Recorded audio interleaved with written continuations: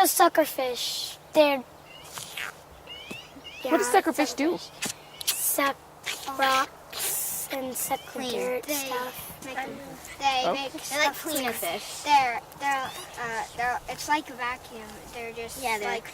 And they're my favorite because their mouths do that. They're moving around just like moving around, cleaning all the gunk off.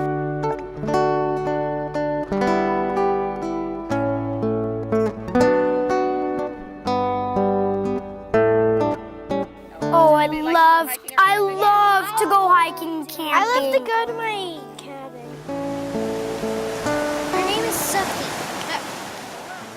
I think a lot now about the next generation, and I think a lot about how hard it is become for young people to connect to the natural world in the way that people my age took for granted.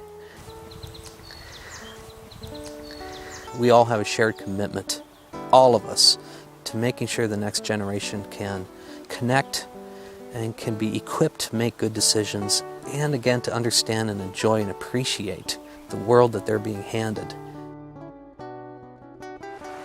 Well, I think we just need to stop ignoring the issue that all this stuff is happening and we're losing the environment and nature, and it's always good that we should still keep it because it will save our generation and make us live longer.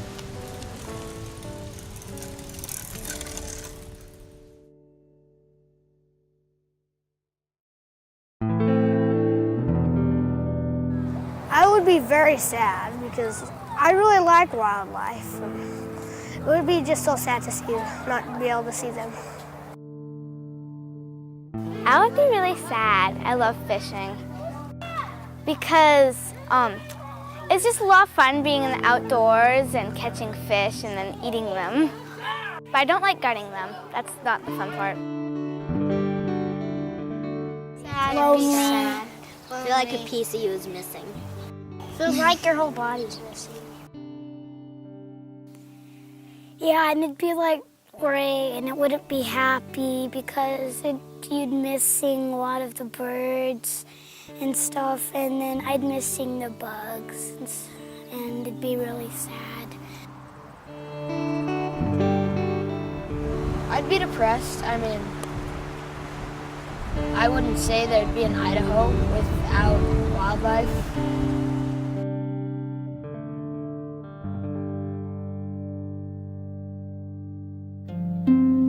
I want my grandkids to be able to experience the same things that I've got to, that they can see wildlife, they can see birds, they can see squirrels, they can see elk, deer, they can see fish jumping out of the river, that they can hear the wind blowing through the pine trees. It's wonderful. The sun coming up over the mountains and sparkling on the lake, and the swans. Oh, I'm gonna cry.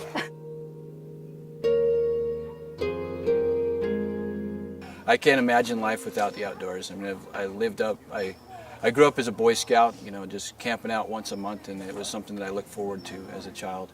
And it's something that I've looked forward to as an adult, and I want to pass on to my kids, and I hope they pass on to their kids.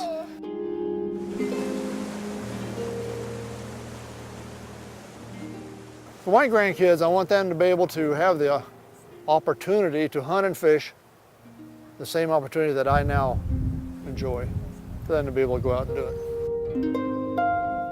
I don't want that to go away.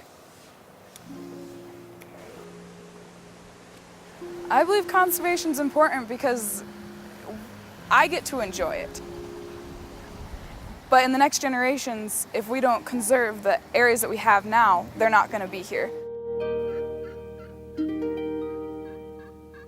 The first time I went hunting was with my dad, and we started going more and more, and I really liked it, and so that's why I hunt now.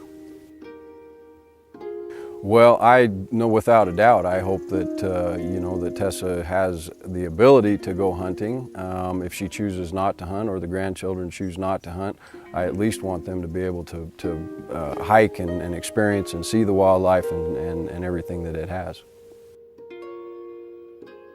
It's just a matter of we just have to make the right choices and make sure we're not having long-lasting impacts, because I became a grandfather this year, and I really want my future generations and all Idahoan future generations to experience the wonderful outdoors in Idaho that my wife and I have had.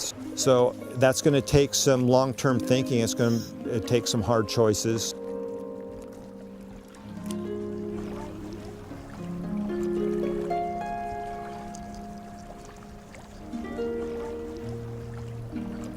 It's something that's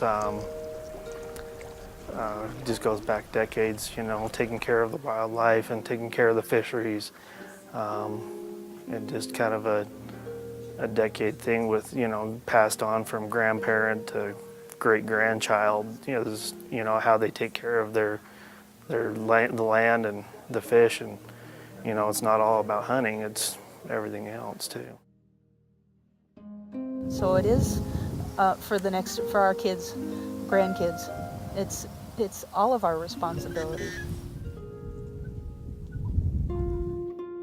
I'm an environmental studies major, so I want to devote my life to making sure that my kids and their kids have this to come to. Because you can't start making a big change unless everyone's doing their part. You know, so it can't just be, you know, oh, the government has to do something. You know, everyone needs to be chipping in and, you know, making a difference, and then it'll catch on, and then a big change will happen if everyone does their little part.